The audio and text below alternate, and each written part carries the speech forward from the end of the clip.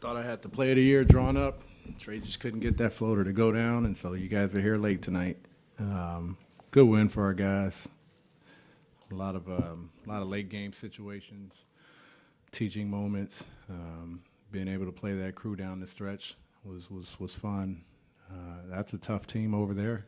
That's fighting and competing. Those two guards are extremely gifted, talented. They shot the three ball well, didn't turn it over. But our guys fought through a lot of just weird situations.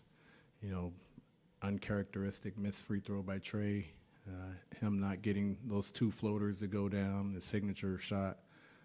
But our guys were very resilient tonight, and that was fun to see.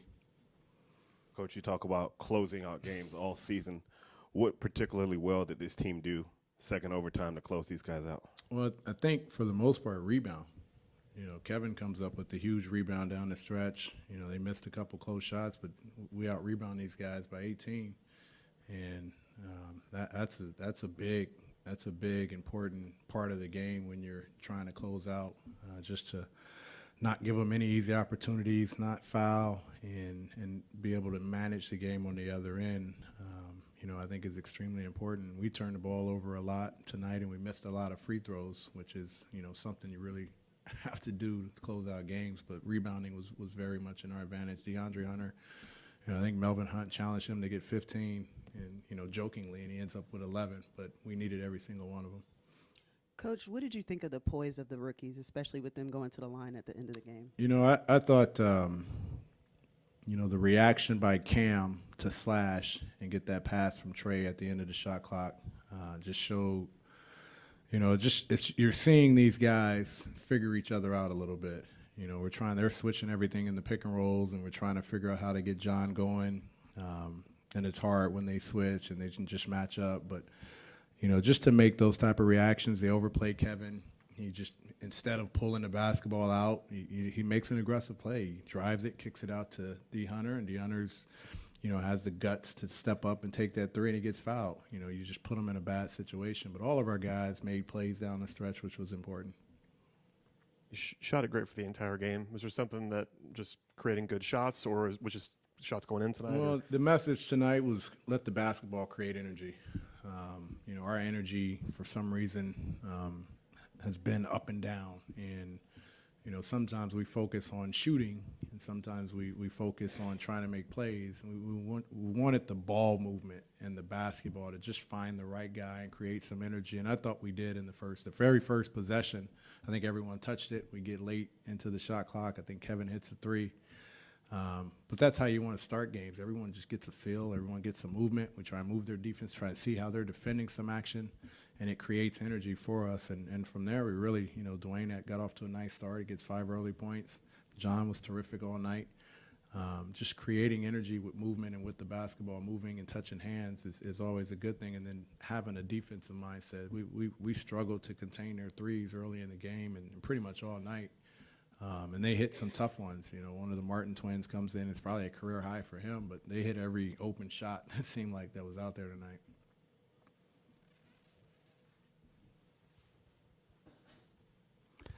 Coach, in that first overtime when they called the foul on Travion, what was the explanation that they gave you? Well, I thought the confusion when they went to review, they were reviewing whether there was still time on the clock.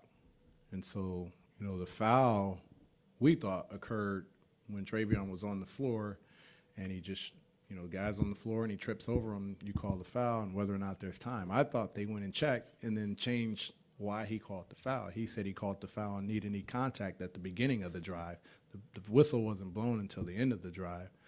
And so, you know, great job by our arena people. They put the review up there and we're able to see it, and you're able to see that he hooks him before the need contact. So once he explained to me what foul he called, I said, well, the hook occurred before the need contact, and so you need to go and review that. And, you know, my coaching staff was on it, and they said, hey, if they call it a foul, challenge the foul, to say that there is no foul. And then, you know, I was able to look at it and see the hook. And so, you know, you put it in his ear, he's got to look at it, and he's got to make a definitive decision on, you know, what happened. Coach, right before the game today, so I'm not sure if you know already, the NBA, NHL, MLB, and MLS have all said that they're going to start taking measures to kind of prepare for the coronavirus scare that's going around, and they don't want media in the locker rooms. My question for you is, have you had a talk with your teammates or with your team yet about any of the new changes, or have you seen it? I don't know affecting any them? of the changes. I know Chelsea had a conversation with the other doctors and team officials at 9 p.m. tonight. And so I don't know what came from that call, and I'm sure we'll all be updated. If it's not out there yet, I'm sure everyone will be updated pretty much at the same time if it's a league-wide issue, and we'll comply. Congratulations on your win, Coach. Thank you. Are you seeing growth with the team? There's always growth. The challenge is the sustainability of that growth and the consistency of it, in terms of having available bodies and putting together, the consistency. What can we grow from today? Being able to rebound down the stretch. The way we started the game with the ball movement, 17 assists at halftime. How do we come out in the second half and try and do the same thing? We ended up with 33, but I thought the ball got stuck a lot in the fourth quarter. And it's always going to be the same deal. It's not a knock on our guys, but trying to repeat those type of performances in terms of ball movement, rebounding down the stretch, communicating our switches, all of those things. I think every person, every individual that's played, and especially those young guys, you're seeing the growth overall. Dre Hunter has done a tremendous job for the most part with his catch and shoot threes. Cam is Cam. But I think we're seeing a more consistent Cam at this stage of the season. Another 22 points tonight. He probably had limited touches down the stretch. But when he comes in, it's just that they're all kind of in bunches. When we get him the basketball, he scores. And so it's, trying to balance out how to get him the basketball. We try to run some movement where other guys touched it in overtime, and it got a little scary, and we put it right back in Trey's hand. But I think all those guys are showing growth in a lot of different ways. Congratulations on the win, Coach. Thank you. Clearly there's been some improvement, but where is this team at from a defensive standpoint in comparison to where you want and need them to be right now? Not there. In terms of individuals, the biggest challenge is, how do we find that competitive spirit every night? And each guy has a different concern. Kevin, can we be more physical when he's guarding guards like tonight with Devontae Graham and Terry Rozier? Cam is tremendous, but when he's gambling too much, we want him to be in a contained type of mode. D. Hunt, I think he does a great job of containing. I want him to be a little riskier. If him and Cam can balance out each other, then I think we're on the right page. Trey he's got to put up that consistent fight. Teams want to put him in pick and rolls, and they want to try and post him. And his challenge is to make it tough every single time. I try and tell him to be pesky. I try and tell him to fight. But he's got to provide that resistance all the time. And John has made tremendous strides, because we play him at the 5 a lot. And he's a guy that we're trying to keep down the floor a lot. He's become more of a rim protector, and it's his challenge. He does a great job with the verticality. He's gotten more blocks this year. Probably double than what he had last year in less games. And so it's the challenge of him being more of a rim protector when he's at that 5 position. But they're all making strides. It's always going to be a long way for each guy to develop that consistent, tenacious defensive mentality, because they're skilled, talented players that have been called to do offensive things for most of their career, and we're just trying to challenge them to be a little bit better each and every day.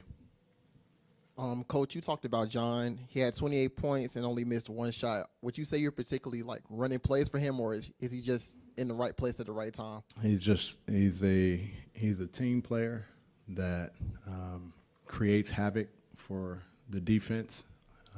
Because he can do so many different things. I think he had 5 or 6 offensive rebounds tonight. They put small guys on him because they were switching all the Trey's pick and rolls, and a lot of teams don't do that. And so what they're really trying to do is contain Trey and see if we'll force the ball inside. So it changed a little bit of our motion and our movement. We weren't as dynamic in the fourth quarter and overtime, but when he gets it around the basket, he's 12 for 13 efficient, and he's that type of efficient player. His numbers are, what is he now, 59, 60% field goal percentage shooter on the year, and in addition to be a 40% three-point shooter.